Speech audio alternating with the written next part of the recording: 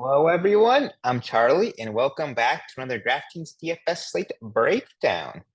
Now, we have a big guy slate on our hands here. It is a five-gamer, interestingly enough, instead of a six-gamer, and that's because they decided to omit this Liverpool game on the main classic slate, which I guess I can see the reasoning just because it's a 15-minute gap there, so we get slightly more time having all of the lineups out for our classic lineup, which is nice, like for a guy like me who's a hand builder.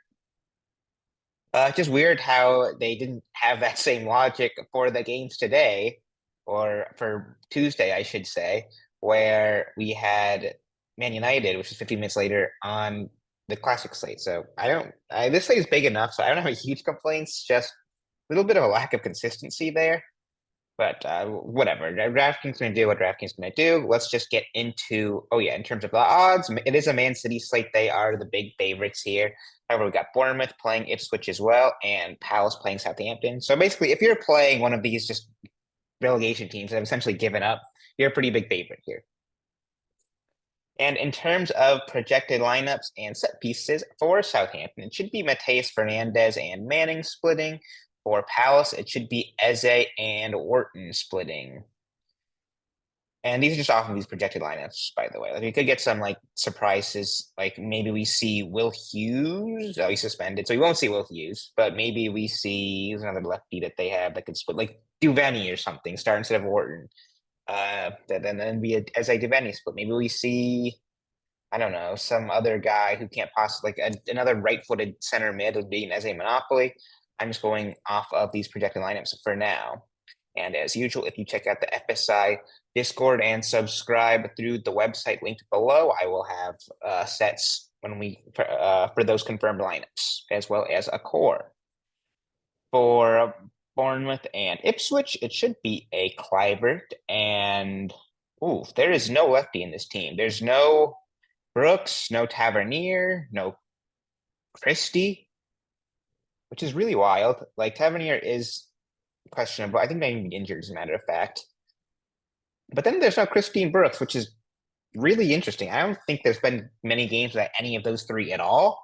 I'm not sure what they do. Maybe it'd be like a Clivert Monopoly. Maybe they go like double righty with a Cook and Clivert split. Who really knows there? Like that's something to watch out for sure.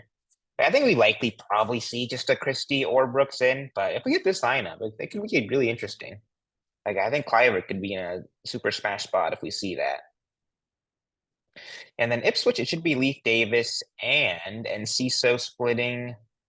Brighton and Villa should be Estupinian, maybe Gruda. They have no Ayari here, which is interesting too. If Ayari starts, I think he'd probably split for sure. Estupinian's probably my guess, but Gruda's taken a lot in the past as well, and he just hasn't played a ton. So it's hard to kind of judge what they do together. My guess is Estupinian, like I said, though. For Aston Villa, it should be an Asensio and Rashford split. Digne maybe could take something. Same with Tielemans, though, too. So they're not super concrete there by any means either. Man City and Leicester. I'm not really sure what they do, honestly. Last game, right before international break, is a Gundogan monopoly. Of course, there was no Foden in that team, but there was a Marmoush who Gundogan had priority over. But we're off after an international break now. We can't judge off of the FA Cup game because it was a De Bruyne and Foden split, and of course, De Bruyne is not in projected in this team. I assume Foden will be like your safest guy for set pieces, and that's just whether like he has monopoly or maybe he splits with one of Gundo or Marmoush. But like I said, Foden's probably your safe bet here. Let's see like a De Bruyne in, and then it becomes pretty simple, but just between Foden and De Bruyne. For Leicester, I imagine it'll be maybe Christensen and El Canu splits. Maybe it could be any combo of Ayu, El Canus, Thomas, and Christensen. Christensen and Thomas are the two lefties, so they will end up buying for one side, and then Ayu and El Canus probably end up having the other. They're another team that has no real pattern. You'll see them switch up all the time in general. And now that we've had this international break, they have not played since then, and you always see teams like change after a layoff, or pretty often at least. Newcastle and Brentford. It should be a Trippier monopoly, probably. Maybe Murphy or Tonali or Bruno Guimaraes take like a one-off or something. But they were very effective against Liverpool in that EFL Cup, FA Cup, whatever their cup was that they beat Liverpool in. They all just blend together. So I imagine Trippier will still be like the main set taker there. And then Brentford, it should be Mbeumo and Damsgaard. All right, we are done with sets. Now we got some interesting prices to go into. I've already taken a peruse here, and you can see right away there's some just expensive options. Of course, we got Holland out now, probably not going to play again in the Premier League this season. So that's one thing not to have that makes us not have to think about. They have Kluivert is questionable too, which is interesting. And knock, they say. I assume he'll be good to go, but that'll be interesting to see. Some lineups, he was overpriced too if he's like at 11,400. But like I said, if we see this kind of lineup, I'd be tempted to get to a Kluivert even at this price with that matchup. Marmush 11K. Once again, he just scares me just because I don't know whether he takes or not. He's been cheap like almost every Premier League game. Like he's like got a 3K price bump since his last time he played. And he's like 6K for some of these games. Like that's just wild to see. But you can see why they did it. It's a smash matchup. Now, like, it makes you have to make some big decisions here. You can't just cram all of the big favorite guys just because they're so expensive. Kind of have to pick and choose and make your stands in certain spots. And Marmush is one of those decisions. Do you think he takes over Gundogan now after this break? Do you think he takes nothing, but he could just get there anyway because of just being an attacker in the city system? I don't have those answers, but he's definitely in play. Just 11K is a tough pill to swallow. And you just have to make your stand whether you think he is worth that price. He's not going to be like a core player for me or anything, but I guess it's definitely a big decision. Same with the Kluivert. Ishak, I could make an argument for too. Doku feels kind of pricey. Same with Savinho. If we see Savinho with like no Foden, maybe there's a chance that Savinho ends up with some sets in that scenario. I can see the argument there, but yeah, 9,900 feels like a lot as well. Mateta, I think it's more of a GPP play. Minte wasn't even in projected, which was interesting. Is he dealing with an injury too? No, they just don't have him starting, which is kind of wild. I know they had FA Cup, but we just consider him as just usually a auto start for them. Who knows? We'll see with lineups with him too. Semenyo feels fairly priced at 7,600. If you're having Kluivert and Marmush being 11K guys, Semenyo is probably worth 9 or 10. Like 7,600, I know he hasn't been great lately, but look at his minutes. He's so safe. He's had a decent floor to him as well a lot of the time. And he just feels due to get a goal contribution. Frankly, he's been playing well. Like he's kind of their most consistent attacker usually. So despite this cold streak, like I'm not really scared by that at all. Like I think this is a super tempting play at 7,600. Rashford 7,400. Kind of had that breakout game against who did they even play? Preston. I think it was Preston. Not the greatest of opponents we have to keep in mind, and he has not had that. Like I don't think he's had a goal for Villa other than yeah, other than that FA Cup game. So like yeah, I don't want to read too much into it, as well as he's being a little bit inconsistent in terms of minutes. And he just played 90 in that game too, which worries me a tiny bit. Saying all of that though, like I'm a sucker for Aston Villa Rashford. I love that he takes set pieces. He just is a fun player to watch in general. He can definitely just make things happen. So like I'm not going to rule out playing Rashford here either. There's a lot of really good forwards on this slate. Evan Nielsen is 6K. I can make an argument for it too. Had that goal against City in the cup. I was really hoping to give it to Kluivert. Evan Nielsen kind of stole it off of him, poked it before it crossed the line. Kluivert got the assist, of course, but a goal would have been a lot better. But he's like been solid, especially if he goes 90, which he doesn't usually. But if Bournemouth have like a ton of guys missing, they don't really. Like just really Tavernier, but of course we've still got Unal out. But if they start like this team, like there's a chance that Evan Nielsen could go 90 just because they're already starting Ouattara, who's usually their backup striker. There's a chance they just move Ouattara to the 9 so that Evan Nielsen. But they could just end up running Evan Nielsen at just starting 90 minutes as a striker. It wouldn't surprise me at all. They'll maybe just sub out Ouattara and call it a day. And if they do that, like 6K with this matchup, I think it's a super tempting spot for Evan Nielsen here. Other guys, like I'm tempted by Asensio 5,600 seems like just wildly underpriced considering how good of a start he's had to his Aston Villa career. Wasn't great against Preston, but they subbed him early, so I'm not going to do too bad. I anticipate that is in preparation for this one. And yeah, like I said, 5,600 is just cheap. Like, it's just cheap for a set taking attacker, especially with his form. In terms of like bottom of the barrel punts, like there is Liam Delap, who I always say is just a fine GPP play. How do you do last game? Yeah, 7 points in floor. You take that for 4K. I could see this game against Bournemouth being pretty wide open too, so I could definitely make an argument for a Liam Delap here, as I always do. And then midfielders, De Bruyne and Foden are expensive.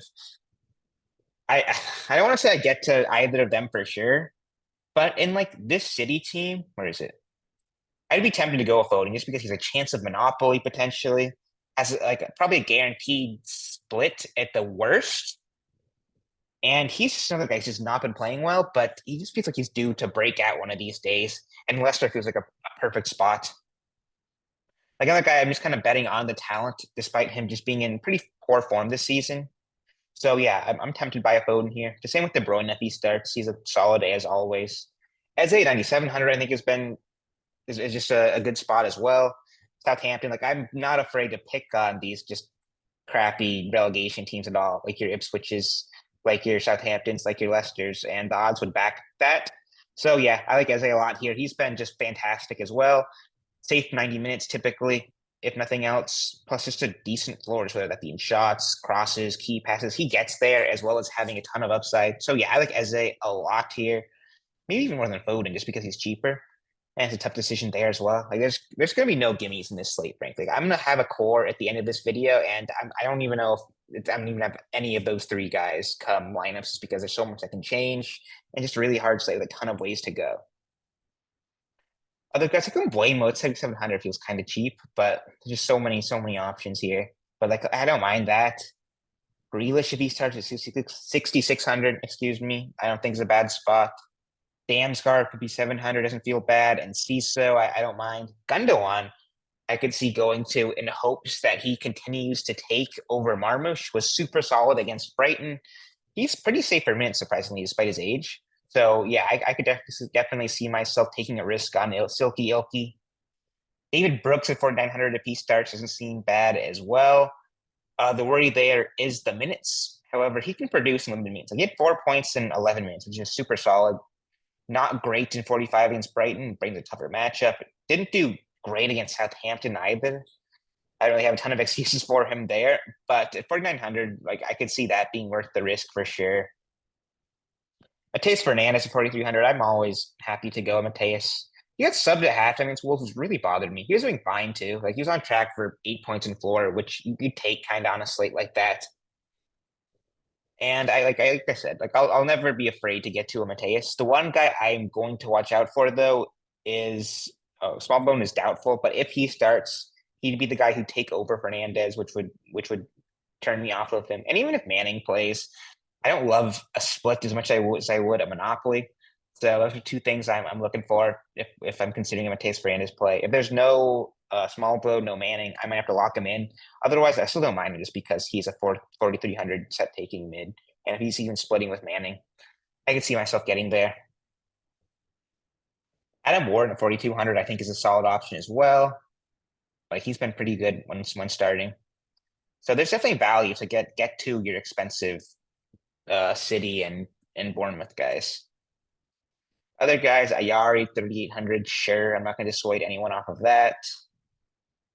Cook at 3,400. Groot at 3,300. They're both guys that like I think they're not the most flashy by any means, but they can get there and they're dirt cheap. Jacob Ramsey's like a GPP play, sure. Like there's plenty of guys who can go down here that I think I'll have some appeal. Defenders, not a ton of guys who kind of jump out to me immediately. Like Munoz feels overpriced. Chilwell just not going to play. Estupinian I think is okay, but you always worry about him losing his sets at some point.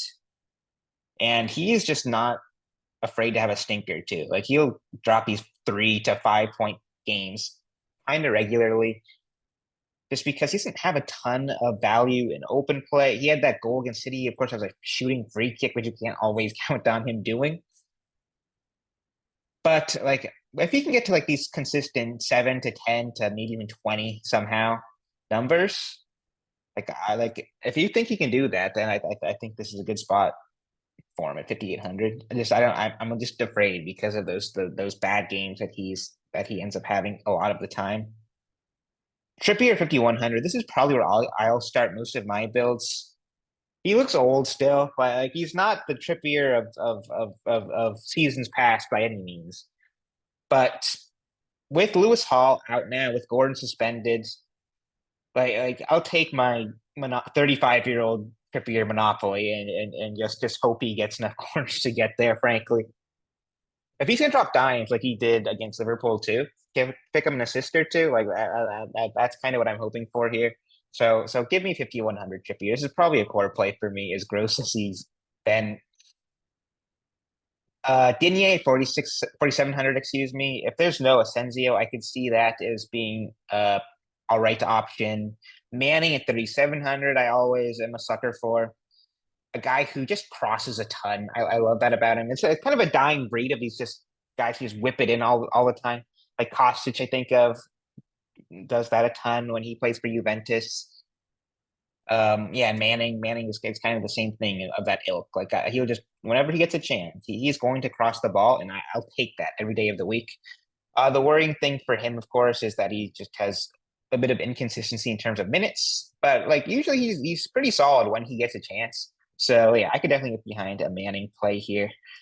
Like I might end up just having like a Manning Trippier start in a lot of my builds. In terms of like defender punts, oh no, I missed one more guy I want to talk about, and that is Leaf Davis, who I have been really impressed by lately. He's shown some life last like 4 or 5 games, and he's kind of gone back to how he was at the start of the season, where he get like 10, 11 floor, maybe goal contribution too every once in a while. And I know Bournemouth is a pretty tough matchup, but he's getting there against Forest, Crystal Palace, Man United, Tottenham, all solid teams. And I'm not afraid of Bournemouth, especially considering they're on low rest when you compare them to how he's been getting there against good teams anyway. Like the game worst did was Southampton, interestingly enough. So yeah, Leaf Davis, like you assume that Bournemouth are going to be winning pretty early, and that just sets up really well for Leaf Davis, who will just get up and cross the field when Ipswich have to go for it, which is most games, just because they suck and they are typically losing. So yeah, I like Leaf Davis here. It scares me off of maybe just going a Trippier and Manning, just because I think you can make an argument for a Leaf overall either of those guys. Maybe not Trippier, but over Manning, I could see it, just depending on how you want to allocate your salary and your other spots. And I think after that, you're kind of looking at punt defenders, like a Walker Peters, sure. Um, and Alvaro Garcia at 2,900, I don't mind. And then Sugawara 2,700. I always play Sugawara just because he just fits nicely because he's dirt cheap every game. Sucks most of the time, but like you take a 5 points for 2,900. So I could see myself getting there depending on how much I need salary. Same with the Ben Johnson. If he starts, and then I think you're down to kind of center back punts, like a what center back? Like a Pinnock, I'd be tempted to play. He's pretty dominant in the air, so gets a decent amount of goal contributions. Only 2 goals on this season so far, but I think he had more last season. So I always end up pairing him with like a Mbeumo or Damsgaard in a GPP build, and I promise you, I will have one of those for sure in this slate in GPP for Wednesday. In terms of a goal or a goalkeeper first, crapshoot as always, it was a sells day for Tuesday, like 21 points or something crazy. You could see that coming from any of these guys as well. Like just play who you land on. I don't think there's a ton of edge in it. So like after Forest scored, that both teams to score was like minus like 300 or something crazy, and Forest held on. But you see a lot of the times when you have these like big top goalkeepers, they kind of have to stand on their head, kind of have to go against the odds, which I think makes a lot of sense in GPP. Like if you look into these high goal total games and they don't end up matching those goal totals, it's usually because a goalkeeper just stood on his head and maybe had 25 points just because he made like 5, 6 saves, kept a clean sheet, and won somehow. So yeah, if you want maybe one tip about goalkeepers, I hate talking about it. It's maybe that in GPP, maybe try to target a goalkeeper from one of these higher goal total games. Like maybe you go for like a Leicester, Ipswich, or Southampton guy in hopes that they end up pulling a miracle. I wouldn't do that in every build by any means, but just in a couple.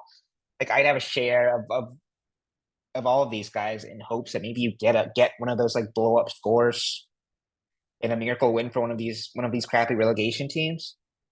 But even then, like they could end up just giving up 3 or 4, and then you'd rather just have like an Ederson or a Kappa and like just take your clean sheet win, maybe a Saber too, take your 12 to 14. That's just the variance of the goalkeeper position. All right. In terms of a core, I'm probably starting around Trippier. He looked good against West Ham. Like I said, he was solid against Liverpool in the cup, which they don't have logs here for. But after that, I might just go Manning, maybe Leaf Davis at second D and a two-man core defender starts. But it's hard for me to commit to any of these forwards. I'm putting in Manning for now, just because I think he's the value you kind of need here. And then I kind of want to put an Eze. Maybe I put a Foden. I'm going to put. I'm not super sit on any of these guys. Like I said, like I definitely have a lot more different core come after lineups in the FSI Discord. But for now, I'm gonna put Eze. I'm clicking Eze. I'm likely playing these three guys, I want to say, in cash. We'll see come lineups, like I said. But it's a tough slate. And I wish you guys luck. But yeah, that'll be it. And I'll see you for the next one. Peace.